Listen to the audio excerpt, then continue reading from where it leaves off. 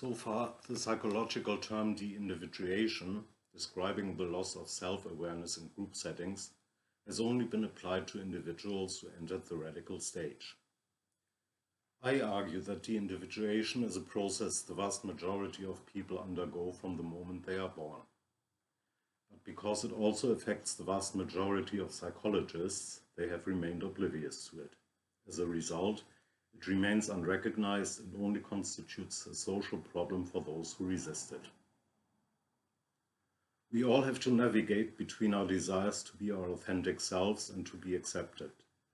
But the vast majority of people have been successfully conditioned to prioritize the latter.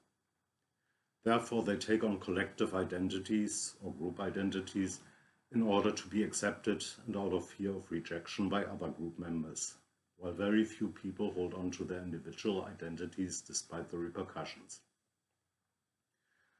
Collective identities are built on two pillars, conformity and compliance, that is, unquestioning loyalty to both the group and its leaders. Collective identities don't have to have a commonality or purpose. Just being assigned to a group creates a group identity.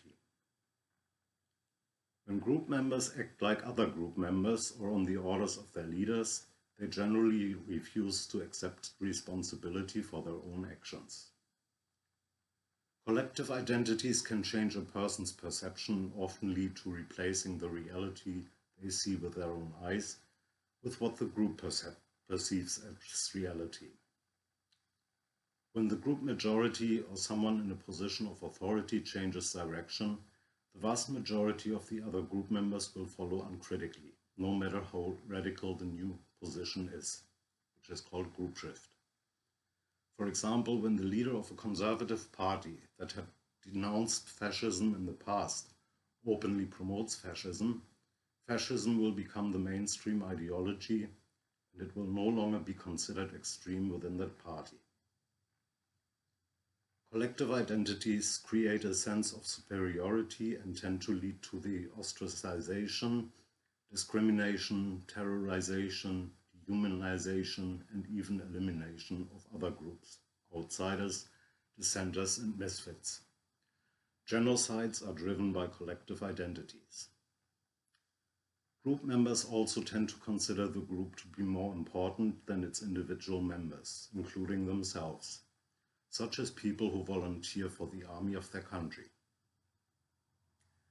As I pointed out in my model of the neurological spectrum, we all are on a spectrum between extreme individual identity and extreme collective identity.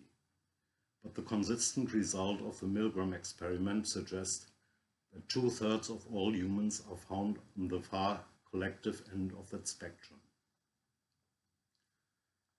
A newborn child is already aware of their self and identifies individually, therefore regarding everybody else as an equal individual, regardless of their differences. But from the moment they are born, they are, in the vast majority of cases, forced to take on the collective identities of their parents or caregivers, such as religion, ethnicity, nationality, social class, and culture. And developing a sense of us also means developing a sense of them.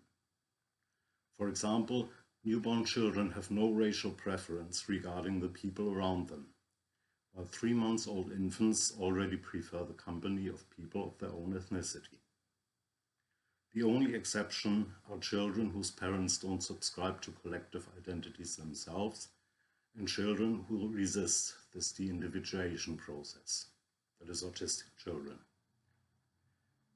In the early years, children learn to identify with physically discernible groups, such as ethnicity, and the older they get, the more they identify with abstract groups, such as nationality. And while younger children tend to unconditionally favor in-group members, older children already learn to discriminate against group members who fail to conform. Traditional fairy tales and religious beliefs assist in suppressing children's individual identities by decreasing their self-esteem, introducing them to stereotypes, instilling fear of the unknown and the dread of supernatural punishment, and teaching total obedience over critical thinking, and conformity over individual expression. Rewards, punishments, and behavior charts teach them that their value depends on how they fulfill the expectations of those in positions of authority. They also replace the children's innate intrinsic motivation to learn with a dependency on external motivators, which makes it easier to manipulate them. Individual thinking is unique, original, and creative, while group member thinking stays within the accepted parameters and therefore is far less constructive. This is called groupthink. Public education is the most important tool to eliminate individual thinking. Education systems worldwide, with the exception of very few institutions, enforce compliance and conformity and extinguish critical thinking and individual expression in order to turn children into unquestioning subjects of their respective political systems. Because they are taught to suppress their own thoughts and ideas, the children's ability to think creatively declines rapidly. Beginning in 1968, George Land, who had developed a creativity test for NASA, decided to conduct a study on the creativity of children using the same test. The results clearly demonstrate the extent of this deindividuation process.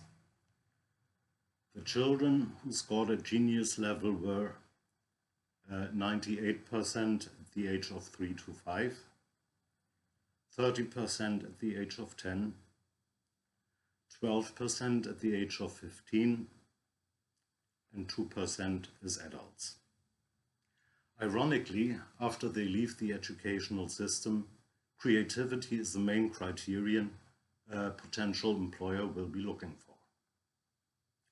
De-individuated children also undergo a process called synaptic pruning, during which they lose about half of their synapses, which are irrelevant to their collective identities. Synaptic pruning does not occur in children who resist or who are not subjected to de-individuation efforts. De-individuation leads to group members condemning the atrocities of other groups while celebrating those of their own, demanding privileges they deny to others, justifying the persecution of other groups as well as dissenters and misfits, holding outsiders to higher standards than group members, and refusing to hold their leaders and other group members accountable, amongst many other symptoms. And the growing success of society's de-individuation efforts is reflected in the rise of authoritarianism all over the world.